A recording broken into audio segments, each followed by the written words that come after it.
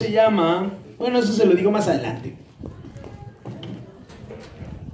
para que esté atento a todo el mensaje. Vamos a orar, incline su rostro, póngase de pie, antes de que tome su lugar.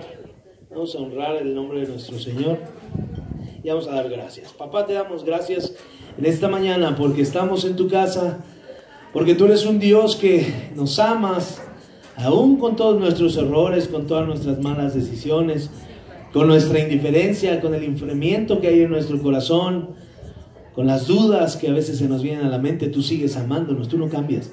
Te agradecemos tu misericordia y te pedimos que esta mañana nos hables al corazón y podamos crecer un poco más a la estatura de tu Hijo Jesucristo. Bendice a la iglesia, te lo ruego en el nombre de Cristo Jesús. Amén. Amén. Tome su lugar.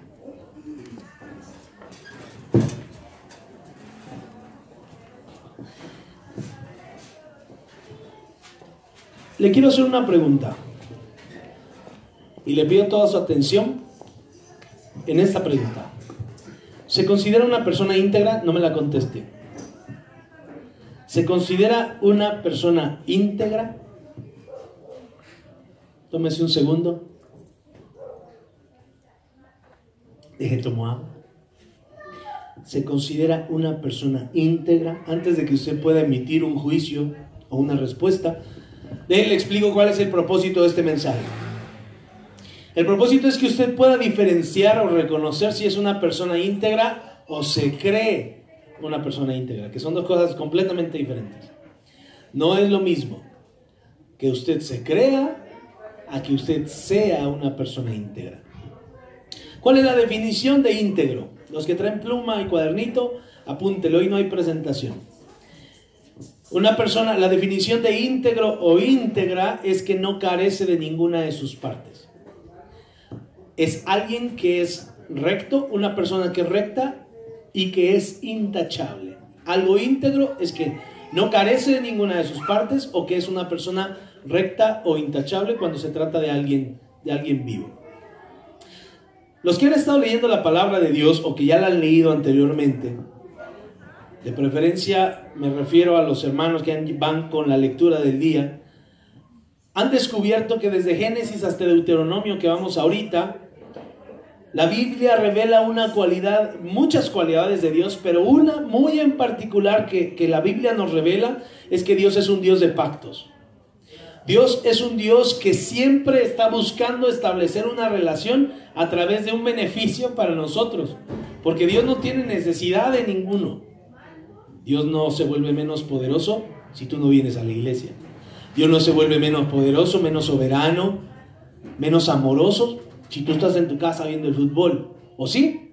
Dios sigue siendo Dios con o sin nosotros, pero Él busca desde Génesis hasta Apocalipsis, cuando tú lo acabes de leer, desde que tú naciste hasta que tú mueras, desde que tu papá nació hasta que tu papá murió, Él siempre ha buscado establecer una relación contigo en la cual te dice, si tú me crees, el más beneficiado va a ser tú. Al que le va a ir bien, vas a ser tú. A mí no me haces ningún favor. Entonces hemos visto que a Dios le gusta bendecir a su pueblo a manos llenas. A manos llenas. Aún y cuando el pueblo lo traiciona, lo niega, cuando se queja de sus bendiciones, cuando pierde rápidamente el enfoque. Porque usted no me va a dejar mentir, una vez que Dios nos bendice, nuestros ojos se nos desvían luego de Él. Y como el pueblo de Israel, se van detrás de otros dioses. Eso sigue vigente. Eso sigue vigente todos los días. Hasta el día que la humanidad se acabe va a seguir vigente. El hombre, su corazón siempre está encaminado hacia el mal. No sale natural traicionar a Dios. Es así como algo que ya traemos metido en nuestro sistema. Traicionemos a Dios después de que nos bendiga. Después de la inundación que sucede en el tiempo de Noé, Usted vio que Dios llama a Abraham. Abraham tenía 75 años cuando Dios le llama y le dice, ¿cómo le dijo? Una frase muy famosa. Vete de tu tierra, vete de tu parentela a la tierra que yo te voy a mostrar. ¿En qué posición se encontraba Abraham cuando Dios lo llama? Es una posición buena. Usted ve y analiza los versículos. Abraham era un hombre de dinero. El lugar en el que estaba, había comida, había bebida, ya estaba casado, no necesitaba más, tenía sus papás, tenía sus familiares, y Dios le dice: vete de tu tierra y de tu parentela a una tierra que yo te voy a mostrar. Créeme que vas a estar mejor. Y tú volteas a tu casa y dices: pero estoy bien, ¿por qué me quieres mover de aquí? Vete de tu tierra y de tu parentela. Entonces, a los 75 años, Abraham sale de su casa para seguir una promesa de una descendencia infinita, de una tierra muy distinta, tierra donde fluiría la leche, la miel, la bendición. Pero si volteamos a ver el contexto al que le estaba hablando Abraham, su mujer era estéril. Él tenía 75 años, no tenía necesidad de salir de su casa, tenía billete, pero él lo que sí quería era que su descendencia creciera, pero no tenía hijo, porque él le dice a Dios: ¿me va a heredar uno de mis criados? Tú me quieres sacar, pero ¿me va a heredar uno de mis criados? Esa era la primera duda. Mi mujer es estéril. Y si usted lo ve más adelante, cuando Dios le da la promesa de una descendencia muy grande, ahorita vamos a ver cuál fue la reacción de Abraham. Después de que Dios le promete un hijo y le cumple la palabra en Génesis 17, Dios le dice a Abraham cuando tenía 99 años, o sea, 24 años después. Génesis 17:10, Dios le dice a Abraham, incluso ya estaba Ismael de 13 años. Si usted ve los tiempos, Abraham tenía 75 años cuando Dios le llama que salga de su tierra. Ahorita nos dice que a los 99 años Dios le dice: voy a hacer contigo un pacto, pero ya existía el niño Ismael de 13 años. Cuando usted va en el camino conociendo a Dios y le hace una petición, normalmente los creyentes queremos que la respuesta de Dios sea inmediata. Que en el momento Dios te sane, que en el momento Dios restaure tu matrimonio, que en el momento Dios te dé la salud, que en el momento Dios haga esto, Dios haga aquello. No queremos batallar. Pero cuando tú volteas a ver los tiempos que Dios maneja en la palabra de Dios, tú dices: esto va a estar largo. 75 a 99, 75 más 13 son 88 años. Hasta los 88 años Abraham pudo tener a su primer hijo, Ismael, en sus brazos. A los 88, siendo un hijo que fue causa de la desobediencia de Dios. ¿Cuántos no hemos tenido hijos fuera de la bendición de Dios? Y no me refiero a chamaquitos. ¿Cuántos no le hemos pedido alguna cosa a Dios y como Dios no contesta, vamos y metemos las manos como Agar, como Sara, que le dice: toma, Dios no nos ha contestado, han pasado 12 años, le quitamos el de la gestación, han pasado 12 años, Dios no ha cumplido su promesa, yo te doy a mi sierva. Y entonces va y mete las manos y nace Ismael. Y después lo que parecía una bendición, a la mujer se le convierte en maldición, y el niño le recordaba todos los días el gran error que había cometido. Porque la criada se le volvió en su contra, la criada le hablaba mal, la criada se le rebelaba porque ahora ya no era la criada, ahora ya era la mujer del patrón. ¿Cuántas decisiones no hemos tomado así por desesperarnos a que Dios nos conteste? Cuando ya Ismael tiene 13 años, en Génesis 17:10, Dios le dice a Abraham: este es mi pacto que guardarás entre mí y vosotros y tu descendencia después de ti. Este es el pacto que vamos a hacer desde aquí en adelante. Será circuncidado todo varón entre vosotros, circuncidarán la carne de su prepucio y será por señal del pacto entre mí y ustedes. Y de edad de 8 días será circuncidado todo varón entre ustedes por vuestras generaciones, el nacido en casa, el comprado por dinero a cualquier extranjero, el que no fuere de tu linaje. Debe ser circuncidado el nacido en casa, el comprado, y estará mi pacto en tu carne por pacto perpetuo. Y el varón incircunciso, el que no hubiere circuncidado la carne de su prepucio, aquella persona, ¿qué pasaría? Será cortada de tu pueblo, ha violado mi pacto. Dios le da una señal externa a Abraham para que ellos demostraran que eran propietarios de ese pacto y que se habían adueñado del pacto que Dios les había dado. Esa señal iba a hacer circuncidar en el varón el prepucio del pene, pero ¿y en la mujer? ¿Nunca se ha puesto a pensar cuál es la bendición? ¿No hay ningún pacto con las mujeres? ¿O sí? ¿Nunca lo había pensado? No hay ningún pacto con la mujer. ¿Por qué no hay ningún pacto con la mujer? Porque el varón es la cabeza de la mujer. Y cuando el varón ha hecho un pacto con Dios, el varón santifica el hogar. Entonces, el varón tiene que ser circuncidado para que el pacto sea una señal entre ustedes y Dios. Y de 8 días vamos a circuncidar al niño. ¿Por qué no naciendo? Porque se muere, exactamente. El niño se desangra. A los 8 días la trombina se forma en el cuerpo, en la sangre del bebé, y es posible cortar el prepucio del niño. Antes de 8 días usted lo corta, el bebé se desangra, porque no tiene el sistema de coagulación desarrollado. Pero Dios es tan sabio que dice a los 8, dale chance, 8 y está listo. Yo sé lo que hice, lo hice perfecto. 8 días y lo cortas. Después de que Abraham escucha el pacto que Dios le ofrecía, dice el versículo 17, que él dijo, sí, yo lo voy a hacer. Sí, yo voy a obedecer. ¿Qué dijo? ¿Qué hizo Abraham? Entonces Abraham se postró y se rió. Se postró sobre su rostro y dijo,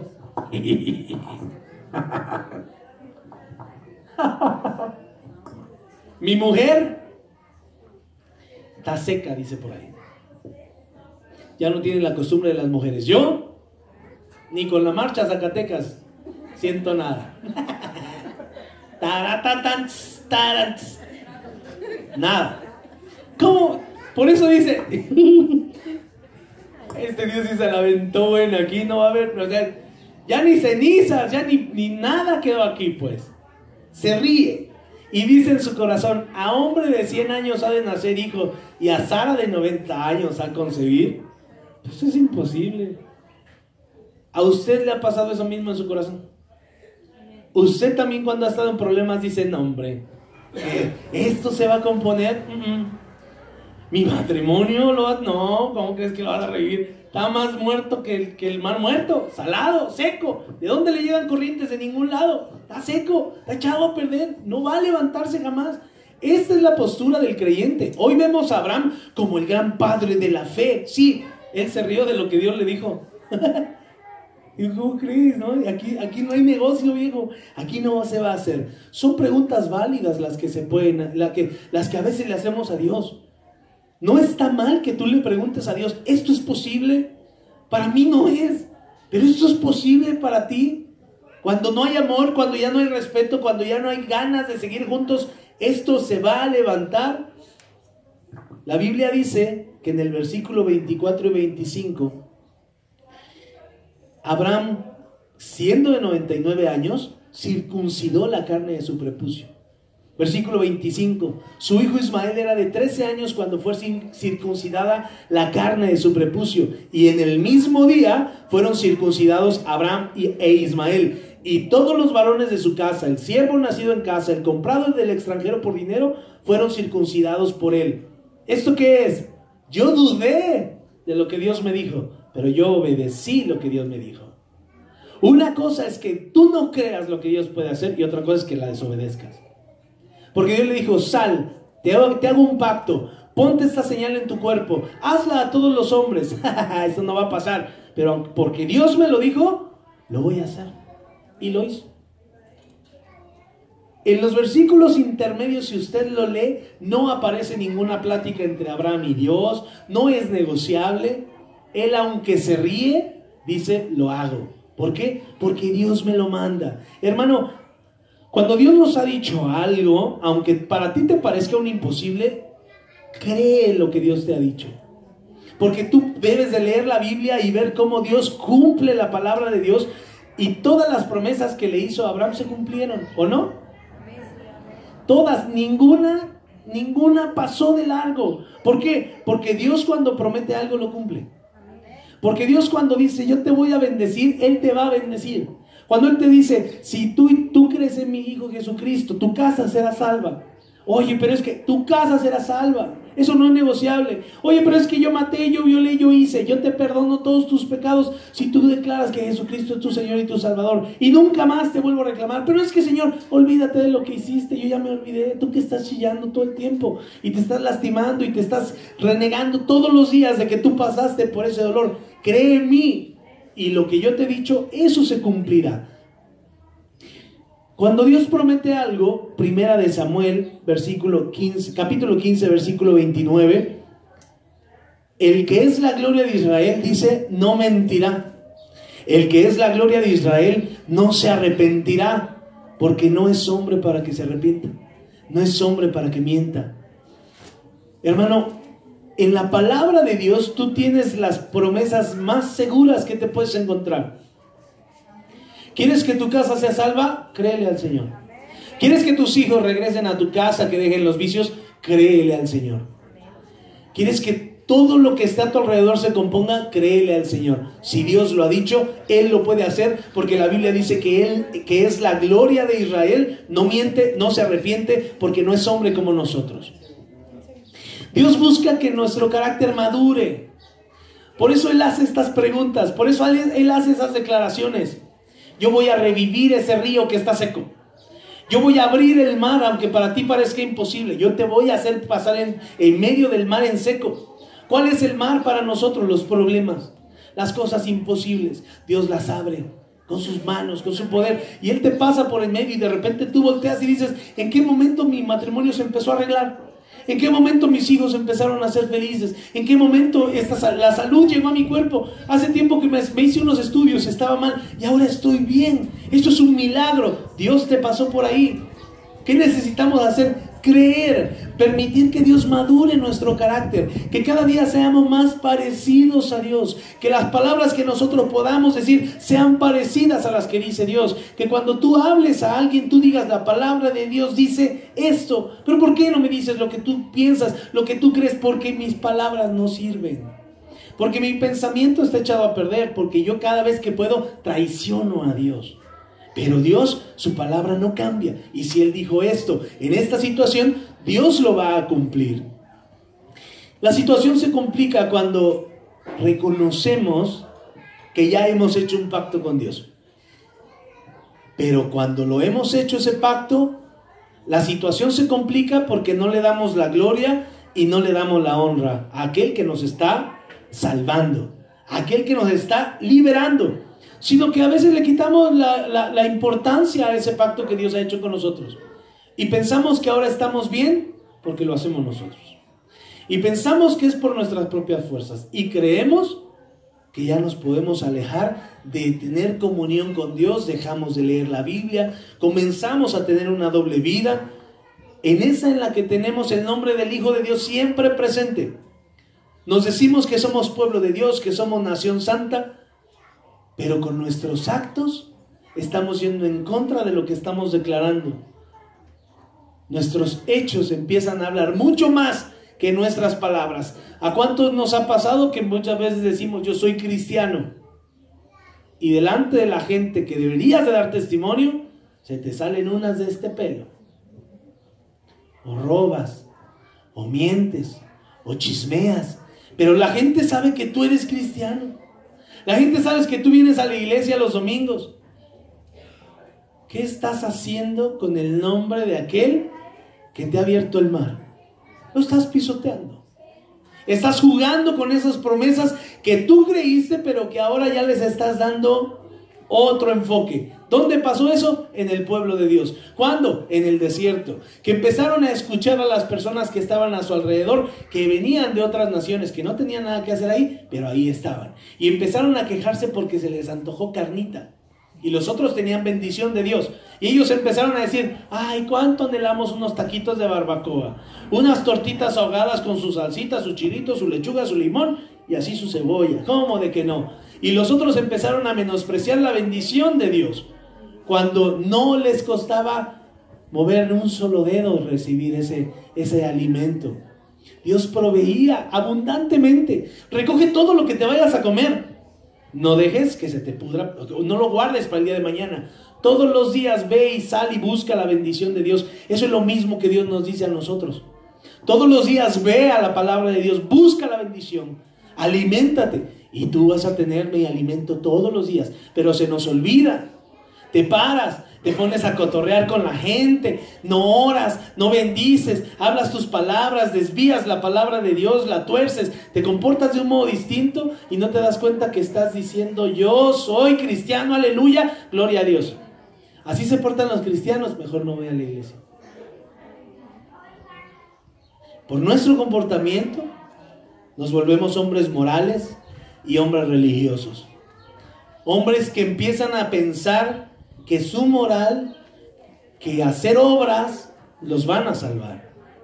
¿Por qué? Porque ya tenemos el pacto por fuera. Ya tenemos el nombre de cristianos. Ya hicimos ese pacto con Dios. Entonces pensamos que la ley nos puede salvar. Pensamos que decir que somos cristianos, que tenemos la circuncisión es suficiente. Que nuestro nacimiento en una cuna cristiana, que nuestra familia cristiana de abolengo nos va a salvar. Eso no es cierto. La palabra de Dios jamás dice eso. La palabra de Dios dice que cada uno tenemos que acercarnos al trono de la gracia, alcanzar oportuno socorro, aceptar a Jesucristo como nuestro único y suficiente Salvador para que Él nos dé el poder, la autoridad de ser llamados hijos de Dios. En ningún momento te dijeron que por venir a la iglesia tú eras cristiano. Yo iba a la iglesia, tenía un resto de amantes. ¿Y? Usted iba a la iglesia, ¿qué hacía? ¿Verdad? Nada más le eché el pastor. Pecador. Que el infierno lo arrebate. Sí, aún dentro de la iglesia seguimos pecando.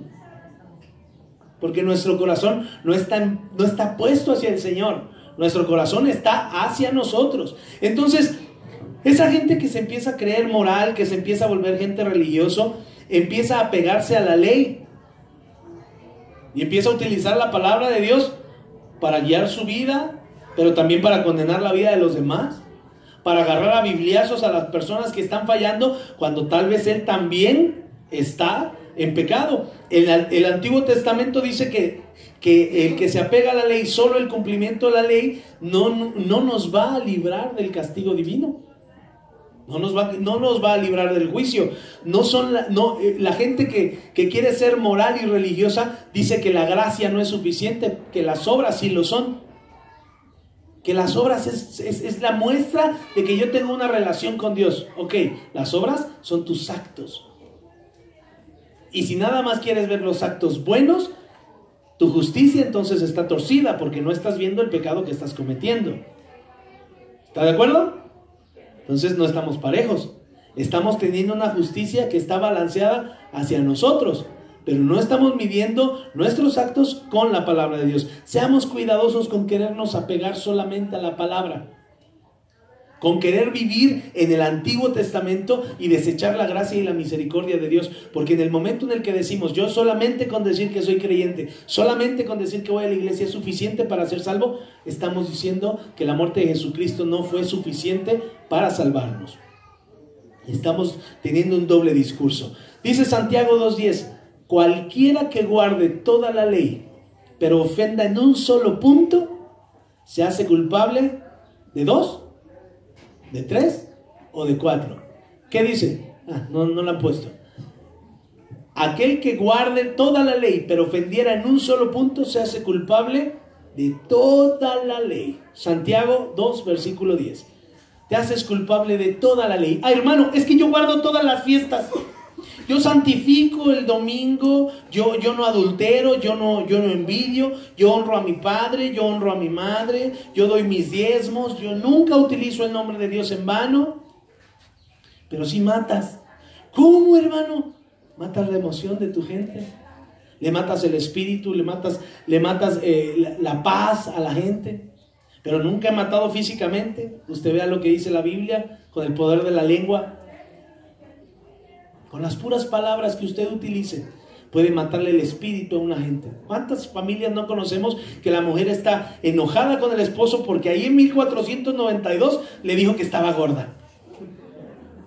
Varones, ustedes firmes. Estás gorda, hija. Y la otra se le rompió el corazón y nunca se lo dijo al otro. Y le ha guardado ese rencor toda la vida. Y eso es lo que hizo que ella se volviera seria y que él ya no pudiera acercarse, que en la casa ya no hubiera intimidad, los hijos agarró cada quien por su rumbo. Y el otro, bien cristianote, bien aleluya, pero tiene aún muertito en su haber. Una persona que está amargada porque él utilizó su lengua para lastimar a esa persona. Entonces, cuidémonos de querer acercarnos a la ley, porque si nos apegamos a la ley, seremos juzgados por la ley. Si pedimos misericordia de Dios, Dios tendrá misericordia y gracia de nosotros. ¿Cómo? ¿Porque la merecemos? No, porque Dios es misericordioso a través del sacrificio de Jesucristo. Cuidémonos de tener un concepto personal demasiado alto. Por eso le dije al principio, no conteste. Si es una persona íntegra, no conteste. Hasta que escuchemos el mensaje, vamos a poder contestar. Por otra parte, el libro de Romanos que hemos estado estudiando, la moralidad del hombre, la justicia de Dios, hemos visto que es muy distinto lo que nosotros pensamos de lo que Dios dice. Nuestra justicia está encaminada a nuestro propio provecho, pero Dios dice las cosas son parejas. ¿Es bueno o es malo? ¿Es infierno o es cielo? No hay tintas medias. No, usted no se enfría, usted se entibia cuando está dentro de la iglesia. Por eso dice la palabra que Dios vomita a los tibios, no vomita a los calientes ni a los fríos. Los fríos se van al infierno y se van a calentar. Los calientes se salvan porque están cerca del Espíritu de Dios y buscan agradarle a su Padre. Los tibios no tienen nada que hacer dentro de las iglesias, solamente estorban. Esa es la pajita que debe de crecer en medio de la iglesia, la cizaña. Dice la palabra de Dios que aquel que se considera a sí mismo justo, a semejanza del pagano, porque nosotros nos comparamos con los que están allá afuera.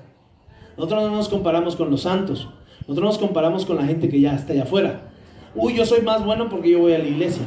Yo soy más bueno porque canto alabanzas el domingo. Tú no, tú te vas a ir al infierno.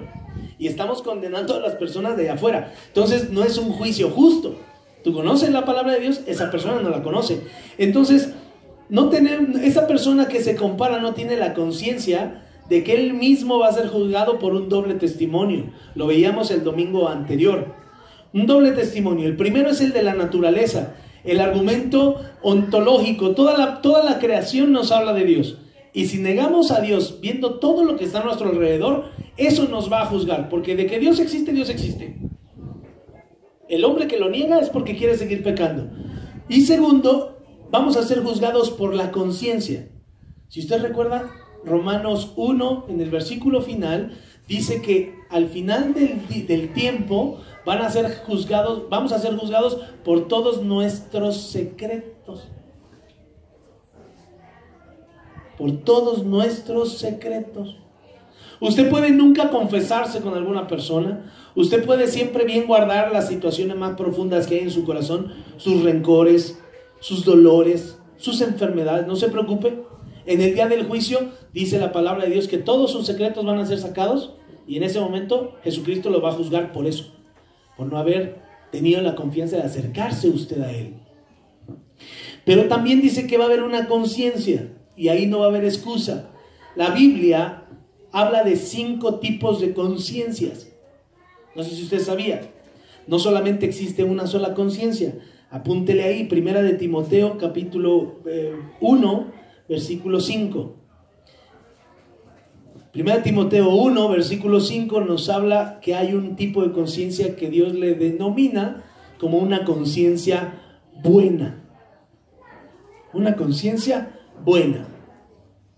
El propósito de este mandamiento es el amor nacido de corazón limpio y de buena conciencia. La segunda conciencia que Dios habla está en 1 de Corintios capítulo 8, versículo 12. Y ahí se presenta una conciencia, 1 de Corintios capítulo 8, versículo 12, se presenta una conciencia que es débil. Una conciencia débil. De esta manera, pues, pecando contra los hermanos e hiriendo su débil conciencia, contra Cristo pecas. Hay gente que tiene conciencias débiles. También existe la conciencia acusadora. Juan capítulo 8, versículo 9. Juan capítulo 8, versículo 9 nos habla de una conciencia acusadora. ¿Qué dice Juan capítulo 8, versículo 9? Juan 8:9 dice: pero ellos al oír esto, acusados por su conciencia, salían uno a uno, comenzando desde los más viejos hasta los postreros, y quedó solo Jesús y la mujer que estaba en medio. Hay una conciencia que acusa. Tito capítulo 1 versículo 15. Tito capítulo 1 versículo 15 dice que también existe una conciencia que es corrompida. Tito 1:15 dice: todas las cosas son puras para los puros, mas para los corrompidos e incrédulos nada les es puro, pues hasta su mente y su conciencia están corrompidas. Primera de Timoteo capítulo 4 versículo 2 nos habla de una conciencia endurecida. Capítulo 4 versículo 2 dice: por la hipocresía de mentirosos que teniendo cauterizada la conciencia. Vea cómo no solamente existe un tipo de conciencia. Usted puede tener una conciencia buena, una conciencia débil, una conciencia acusadora, una conciencia corrompida o una conciencia endurecida. Por eso actuamos como actuamos, por el tipo de conciencia que tenemos. Hay conciencias que ya no redarguyen. ¿Por qué? Porque están endurecidas. No pasa nada si hago esto. El domingo voy a la iglesia y Dios me lo perdona. Y perdóname esta y la que sigue, porque voy a pecar. Y una conciencia débil te dice: es que está la persona aquí, mis jefes, mis compañeros de trabajo, ¿cómo voy a orar? ¿Cómo voy a decir que soy cristiano? ¿Cómo voy a dar testimonio? ¿Y qué pasa si me corren? Y tienes una conciencia débil, una conciencia que no te lleva más allá. Debemos reconocer que, número uno, Dios es un Dios de pactos, un Dios que no cambia, un Dios que se mantiene, un Dios que es íntegro, un Dios que lo que dice lo hace, lo cumple. Y segundo, hay que reconocer que seguimos teniendo una tendencia hacia el mal. Hay que saber que nuestra conciencia puede no ser la que Dios espera que tengamos. Dios espera que nosotros tengamos la primera, una buena conciencia. Si usted vio, la buena conciencia nos lleva a que a través del amor le sirvamos a las demás personas, a que a través de la obediencia podamos entregarle nuestra vida al Señor. ¿Por qué? Porque tenemos una buena conciencia, una conciencia que nos dice que nuestra vida, la vida que hoy vivimos, no es una vida que nosotros merecíamos. Hoy vivimos la vida que Dios nos ha querido dar. Estamos aprendiendo a vivir mejor porque su palabra nos está capacitando para vivir mejor. Esta vida no te la mereces tú. Tú merecías estar en la cruz según la palabra de Dios. Tú merecías ser golpeado, escupido, colgado en el madero, que te clavaran esos clavos a ti. Tú necesitabas haber sufrido, haber ido al infierno por todo lo que hiciste. Pero Jesucristo decidió venir al mundo y morir por ti. ¿Por qué el creyente no tiene esa buena conciencia? Porque no quiere tomar la responsabilidad de decir: si Dios pagó ese precio por mí, yo le voy a entregar mi vida, mi tiempo, mi esfuerzo, mi dinero, mi corazón, todo lo que soy. Porque si ahora vivo, es porque Él me salvó, no porque yo lo haya hecho. ¿A poco no somos ingratos a veces? Sí, muchas ocasiones. Esa buena conciencia nos debe de llevar a obedecer la palabra de Dios, y que así estemos desarrollando las otras, podemos, más bien dicho, hacer que las otras conciencias vayan menguando, porque no es que no las tengamos. A veces nosotros, teniendo una buena conciencia, queremos tener una conciencia débil y tomamos la decisión de no tomar decisiones, o tomamos la decisión de endurecer nuestra conciencia y no hacerle caso. Vea cómo también es cuestión de estar atento a lo que está sucediendo a nuestro alrededor y saber cómo se nos están presentando las situaciones. Abra su Biblia, Romanos capítulo 2, versículo 17. Ahora sí vamos a empezar el mensaje. No es cierto. Romanos capítulo 2, versículos 17 en adelante al 29. Vea lo que Dios piensa de la gente religiosa, de la gente moral.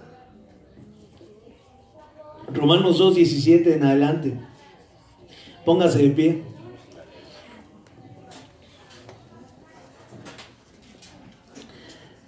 Ya está, lo tiene en su Biblia.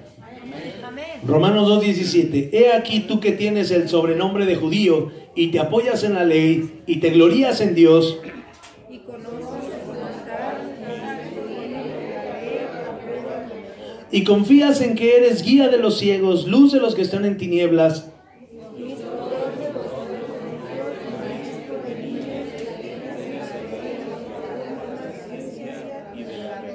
tú pues que enseñas a otro, ¿no te enseñas a ti mismo?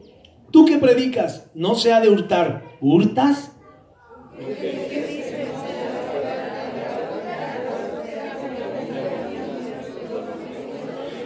Tú que te jactas de la ley, con la infracción de la ley deshonras a Dios.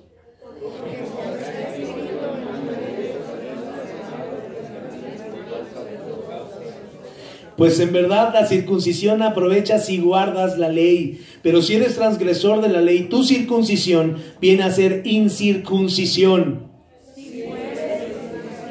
Guardar las ordenanzas de la ley, no será tenida su incircuncisión como circuncisión, y el que físicamente es incircunciso, pero guarda perfectamente la ley, te condenará a ti, que con la letra de la ley,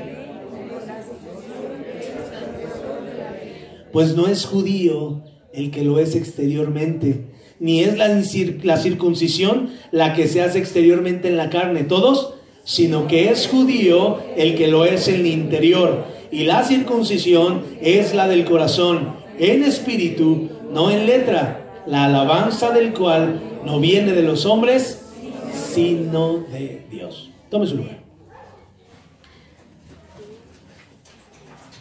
Si alguien en esta mañana ha tomado el venir a la iglesia o el tener una relación con Dios como una religión, escuche con mucha atención estas palabras, porque esto es para usted. La palabra de Dios dice que tú que tienes el sobrenombre de judío, de creyente, y te apoyas en la ley, te glorías de Dios, conoces su voluntad, eres instruido por la ley, apruebas lo mejor, confías en que eres guía de los ciegos, que eres luz de los tinieblas, eres instructor, eres maestro. 8 cosas que Dios nos echa en cara. Tú que conoces la ley, la practicas, dices que la vives, dices que la enseñas, dices que eres guía, dices que eres maestro, así, así, así. Vea el reclamo que Dios le hace a la iglesia. Tú que predicas, no se ha de hurtar, ¿hurtas? Tú que enseñas, no se debe de adulterar, ¿adulteras? Tú que dices, no mientas, ¿mientes? ¿Cuántas veces hemos hecho esto? No levante su mano, usted no diga nada. Tú que abominas a los ídolos, cometes sacrilegio. Tú que te jactas de conocer la ley, con infracción de la ley deshonras a Dios. El nombre de Dios es blasfemado entre los gentiles por causa de ti, iglesia. Porque no le das la honra y la gloria a Dios. Porque dentro de tu sociedad, de tu familia donde te mueves, blasfeman a Dios por el modo en el que te comportas. Blasfeman el nombre de Dios y no se acercan a la iglesia porque te ven que sigues tomando, que sigues mintiendo, que sigues mentando, que sigues comportándote como alguien que no conoce la ley, como alguien que no conoce a Dios. Por eso Dios dice, hay 8 cosas de las cuales tú te enorgulleces, pero lo que predicas no lo estás viviendo. Aún conociendo que Dios es un Dios celoso, que es fuego consumidor, que es un Dios fiel, que es un Dios justo, que es un Dios verdadero, que es un Dios santo, aún y así el hombre se vuelve irresponsable, se vuelve moral, se vuelve legalista y dice, yo lo único que quiero es decir que la gente, es ver que la gente me reconozca que yo soy cristiano. ¿Y de qué te sirve si te vas a ir al infierno igual? ¿De qué te sirve si por ti mucha gente está llegando al infierno? ¿Por qué, pastor? Porque tú los estás llevando. Con tu comportamiento, con tus palabras, con tu modo de ser. Señor, ¿pero por qué dices eso? La Biblia aquí nos está acusando a todos. La Biblia aquí nos está diciendo que lo que enseñemos, lo vivamos primero. Que lo que decimos, lo creamos primero. Que mejor no hablemos, porque nos condenamos más. Vea cómo hay una acusación grave hacia los creyentes. Tú que abominas, cometes sacrilegio. Tú que te jactas de la ley, la deshonras. Tú que dices creer en Dios, con tus actos demuestras que es completamente lo contrario. Pero vea lo que dice la palabra en Gálatas capítulo 5 versículo 3. Otra vez le testifico a todo hombre que se circuncida. Otra vez le digo a aquel hombre que quiere ser moral, otra vez le digo a aquel hombre que quiere ser religioso, que si quieres circuncidarte y tener las señas externas, debes y estás obligado a guardar toda la ley. Acercarnos a la ley, cristianos que se jacten de ser cristianos, que al final solo vivan por las señales externas, la verdad es que van a ser los primeros que van a llegar al infierno. Porque el juicio, usted sabe, empezará por la iglesia. El versículo 25 dice, ¿de qué te aprovechas si guardas toda la ley? ¿De qué te aprovechas? De nada. Se te convierte en una señal externa al venir a la iglesia. Si estás pecando, mejor sería que no dijeras que eres creyente, porque haces que la gente maldiga a Dios. ¿Sabes por qué yo no me acercaba a la iglesia? Por testimonios de personas que yo veía que decían que eran cristianos. No es que los juzgue, pero eran bien chismosos. Eran bien rateros. ¿Cuántas personas no conociste tú así antes de venir a la iglesia? Pues déjame decirte que ahora tú estás en ese papel. Déjame decirte que ahora tú eres la persona observada en tu trabajo, en tu casa, con tu familia. Sigue hablando como sigues hablando. El nombre de Dios por ti es maldecido. El nombre de ti, el nombre de Dios por ti, la gente no lo quiere conocer, ni lo quieren escuchar por tu comportamiento. Vea qué responsabilidad el Señor nos echa. Yo conozco personas que viven mejor que los creyentes. Usted también. Yo conozco personas que yo pudiera decir, este bien pudiera ser cristiano. Le hace falta nada más aceptar a Jesucristo en su corazón. Es gente de bien, gente que habla bien, gente que se comporta bien, gente que busca ayudar a los demás, gente que tú lo ves en su trato con las demás personas, con su esposa, con sus hijos, y dices, manches, ¿a cuántos cristianos conozco que viven peor que este? Y este jamás se para en la iglesia. Y nosotros que venimos todos los domingos tenemos que estar, hermano, amémonos los unos a los otros, hermano, respetémonos los unos a los otros, saludémonos los unos a los otros, honra a tus hijos, honra a tu esposa. La Biblia, ahorita en lo que acabamos de decir, en lo que acabamos de leer, dice que el que físicamente es incircunciso, o sea, la gente que no conoce a Dios, pero que guarda perfectamente la ley, te condenará. Esa gente no conoce a Dios. Dice la Biblia que las personas que no conozcan a Dios serán juzgadas por su conciencia. Y ahorita la palabra de Dios dice que ellos te van a condenar a ti, porque tú dices conocer la palabra de Dios, pero vives como si no la conocieras. ¡Qué tristeza! ¡Qué tristeza que al final, honestamente, vivamos una vida de iglesia como ratones de iglesia y nos vayamos al infierno? Pudiendo haberte ido a pecar bien sabroso, a gusto, llegar al infierno y decir, ¿qué tranza, mi Satanás? Ya llegué, papi, ya te andaba buscando de hace tiempo. 200 morras, 300 niños, gasté dinero, me metí droga, hice lo que quise, me acosté con quien quise, ya llegué, papá, y llegas pateándole la puerta al infierno, a gusto. Dios no te va a decir nada porque eres frío, porque decidiste irte al infierno, adelante. Pero qué tristeza vivir una vida dentro de la iglesia y no querer obedecer la voz de Dios, y al final llegar al infierno y acordarte que viviste una vida de iglesia. Fue un desperdicio de vida, la verdad, ¿o no? La diversión estaba allá afuera, pa. Pero el creyente es responsable de que cuando vea a una persona que le ha subido la vara al nivel, decir, esa persona se comporta mejor que yo y no es creyente, me tengo que comportar a ese nivel. ¿Por qué? Porque él tiene que ver en mí un ejemplo, no yo en él. No yo en él.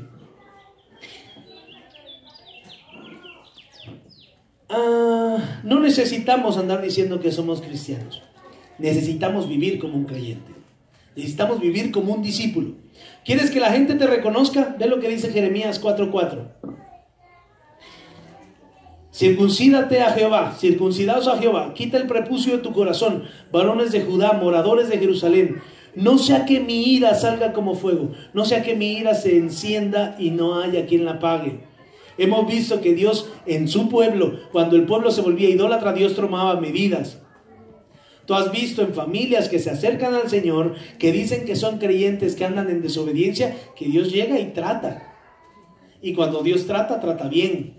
Entonces, si te quieres circuncidar, nada más fíjate que el prepucio que te quites sea el de tu corazón, porque no sea que la ira de Dios salga como fuego. Jeremías 9:25 dice: he aquí vienen días, dice Jehová, en que castigaré a todo circuncidado y a todo incircunciso, porque el juicio de Dios va a ser parejo. Ninguno se va a salvar. Entonces, si te estás apegando a la ley, si estás creyendo que la religión salva, estamos equivocados. El juicio será parejo. Las señales externas no servirán de nada. No te van a preguntar cuando llegues al cielo: oye, ¿tú ibas a la iglesia?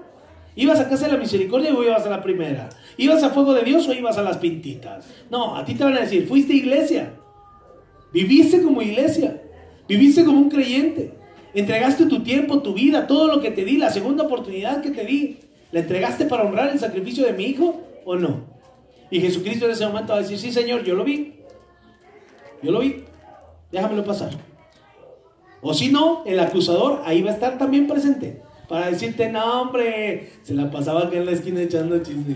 Mira, me la vi, le metía sus cocolazos todavía, llegaba a la iglesia bien pacheco, ya bien borrachota, bien drogo, bien arriba, bien mentido, bien violado, bien adulterado del viernes pasado. Usted no, hermano, yo nada más volteé para allá. No son habladas. Y míralo, ahora aquí quiere vivir en el cielo toda la eternidad. No, va a haber un momento en el que las señales externas no van a servir de nada. Por eso tenemos que reflejar a Jesús desde aquí. El que escuchemos hoy la palabra de Dios es una segunda oportunidad.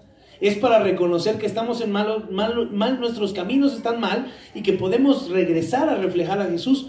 Mateo 5:37, Jesús dijo: el creyente, su hablar tiene que ser sí, sí o no, no. El creyente no es de dos tintas. El creyente debe ser, y dice sí se va a hacer, es porque sí se va a hacer. Si dice voy a ir hasta el fin del mundo, pues ya dijo la palabra, vaya hasta el fin del mundo. Si dijo voy a ayudar, ayude. Si dijo no voy a ayudar, pues no ayude. Porque lo que es más de esto de mal procede, es vanidad. Dice la Biblia que el creyente no debe de engañar, no debe de dudar, no debe de hablar mal de más, porque lo que hablamos, eso es lo que somos. De la abundancia del corazón habla la boca. No nos damos cuenta que a quien representamos quiere que nosotros tengamos la circuncisión del corazón, no la externa. Acuérdense que lo externo no sirve para nada. Colosenses capítulo 2 versículo 11. En Jesucristo fuiste circuncidado con circuncisión no hecha a mano, al echar de ti el cuerpo pecaminoso y carnal. ¿Cuándo? Cuando te circuncidaste con Jesucristo. ¿Cómo me circuncidé? Cuando lo aceptaste en tu corazón. Esa es la señal que Dios busca desde el Antiguo Testamento. Él dice: pondré mi pacto en ustedes, pero no el pacto externo. Yo quiero circuncidarles el corazón, para que su religión sea pura, su religión sea sin mácula, sea sin mancha, para que ustedes me alaben a mí y no se alaben entre ustedes. Filipenses 4:8. Por lo demás, hermanos, todo lo que es verdadero, todo lo digno, todo lo justo, todo lo puro, todo lo amable, todo lo honorable, si hay alguna virtud o algo que merece elogio, solo en eso mediten. En lo que está fuera de eso, échenlo fuera de su mente. ¿Por qué? Porque lo de que está fuera de ahí es pura vanidad. Ahora sí, te vuelvo a hacer la pregunta del principio. ¿Eres íntegro delante de Dios?